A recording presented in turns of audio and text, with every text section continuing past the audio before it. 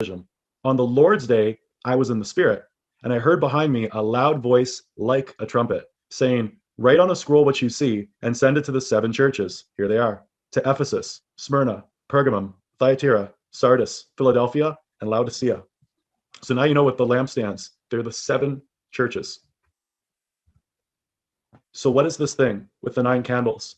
Some people will call this a Hanukkah menorah, but you'll see there's 7 candles, this 6-pointed star that again is not mentioned anywhere in the Bible. The only star you can find in the Bible is the Star of Raphan. And this is when the Israelites were going towards astrolatry. Astrolatry is the worship of the sun and the moon and the stars. Remember what it said in Exodus 25 and 40. See to it that you make everything according to the pattern I showed you on the mountain. This is not the pattern that was shown on the mountain. We just read it. In the Wikipedia, it alludes to this as Kabbalah and the symbol of light. And again, if you look at the picture on the right, it says a Hanukkah lamp. And this is Austria-Hungary, 1867-72. There are 1, 2, 3, 4, 5, 6, 7. So 8 candles. So 4 on the left, 4 on the right, and 1 in the center. This does not match what we just read. Here it says in this short passage, this is alluded to in the verses. Though I walk through the valley of the deepest darkness, I will fear no evil because you are with me. So we can see we're kind of paraphrasing from the Bible here. And because even if I have fallen, I will rise again. Even if I feel in the darkness, Hashem is my light. Let the light of divinity perceptions descend into the depths of darkness, into the valley of the deepest darkness, to illuminate the lowest, so that even the light and consciousness of divinity reaches them, so that he can heal and correct them to return them to him.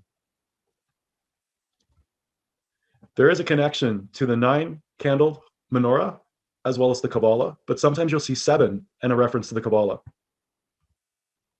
So you can see both, sometimes with 7, sometimes with 9. So you can see astrolatry, because if you understand Kabbalah, Kabbalah is actually connected to the worship of the planets, which are wandering stars. And here we can see this menorah, or this Hanukkah menorah, has 4 candles on one side, 4 on another, and then 1 in the center. So again, giving you a total of 9. So it looks like the Kabbalists can use both a 9-candled menorah or a 7-candled menorah, whereas the Bible talks about a 7-candled golden lampstand, never called a menorah. If we take a look, you can see how it breaks down. If it's the 7-candle, you can see how it goes in this order. Kether, which is crown. Chokmah or Chokmah, which represents Jupiter. And then Bina, that's Saturn.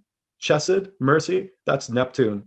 Geburah, that's Mars. Netziach, that's Venus. Hod, Mercury. And if we look down and we see Tiphereth, Tiphereth is the sun.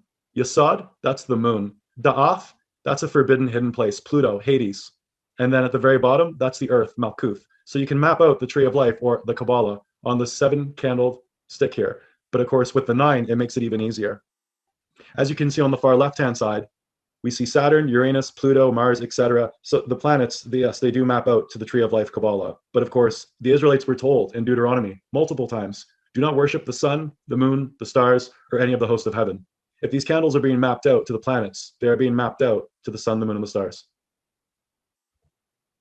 Now we're going to take a look at the Ark of the Covenant. The Ark of the Covenant also